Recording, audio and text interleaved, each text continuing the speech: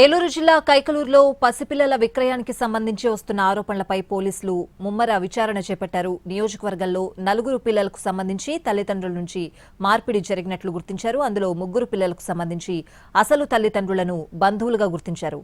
అన్నవరం గ్రామంలో దూలం ప్రసాద్ దగ్గర ఉన్న బిడ్డ తల్లిదండ్రుల ఆచూకీ గుర్తించే పనిలో ఉన్నారు పోలీసులు. ప్రసాద్ దగ్గరున్న బిడ్డను కొనుగోలు చేశారా, ఎవరి ద్వారా వచ్చారు, తల్లిదండ్రులు ఎక్కడా అనే అంశాలపై పోలీసులు విచారణ కొనసాగిస్తున్నారు.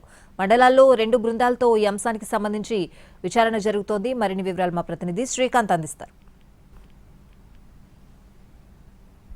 ఏలూరు జిల్లా కైకలూరు నియోజకవర్గానికి సంబంధించి ఇక్కడ కేంద్రంగా పసిపిల్లల విక్రయాలు జరుగుతున్నాయని వస్తున్న ఆరోపణలకు సంబంధించి పోలీసులు ముమ్మర విచారణ అయితే చేపట్టడం జరిగింది. ఈ అంశానికి సంబంధించి నియోజకవర్గంలో ఉన్నటువంటి అన్ని మండలాల్లో కూడా పోలీసు బృందాలు విచారణ అటు ఐసీడీఎస్ అధికారులతో కలిసి విచారణ చేపడుతున్న పరిస్థితి. ఇప్పటికే 2 పోలీసు బృందాలు ఇంకా నియోజకవర్గంలో ఉన్నటువంటి పలు మండలాల్లో ఈ పిల్లల అమ్మకాలకు సంబంధించి వస్తున్న ఆరోపణల మీద లోతైన దర్యాప్తు జరిపింది. విచారణలో కూడా కొన్ని కీలక అంశాలను కూడా అధికారులు గుర్తించారు. 3 పిల్లలకు సంబంధించి తల్లిదండ్రుల నుంచి వాళ్ళ బంధువులే ఆ పిల్లల్ని దత్తత తీసుకొని పెంచుకుంటున్నట్టుగా విచారణలో గుర్తించారు. ఇక అన్నవరం గ్రామానికి సంబంధించి ప్రసాద్ అనే వ్యక్తి ఎవరైతే దూలం ప్రసాద్కి సంబంధించిన బిడ్డకి సంబంధించిన అసలు తల్లిదండ్రులు ఎవరు అనే అంశానికి సంబంధించి మాత్రమే ఇంకా క్లారిటీ రావాల్సి ఉంది. ఈ దూలం ప్రసాద్ దంపతులు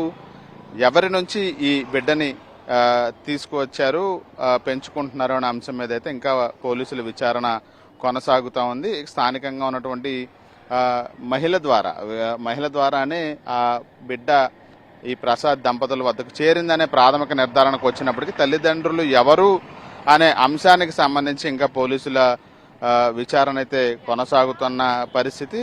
ఈ పిల్లల మార్పిడికి సంబంధించి అమ్మకం అనే అంశం ఒకవైపున చూస్తే, మరోవైపున డబ్బులు చేతులు మారాయా అనే అంశం మీద కూడా పోలీసులు ప్రస్తుతం విచారణ కొనసాగిస్తా ఉన్నారు. పూర్తి స్థాయిలో ఈ అన్నవరం గ్రామానికి సంబంధించిన బిడ్డకి సంబంధించిన తల్లిదండ్రుల వివరాలను తెలుసుకునే పనులను ప్రస్తుతం పోలీసు బృందాలు స్థానికంగా ఉన్నటువంటి మచిలీపట్నం, ఏలూరు ప్రాంతాలకు కూడా వెళ్లి విచారణ చేస్తా ఉన్నాయి. ఆ బిడ్డకు సంబంధించిన తల్లిదండ్రులు ఎవరో తేలకపోతే కనుక ఐసీడీఎస్ అధికారుల నుంచి ఫిర్యాదు తీసుకొని ఆ కేసు నమోదు చేసి పాపను ఐసీడీఎస్ వాళ్ళ సంరక్షణకి ఇచ్చే అవకాశం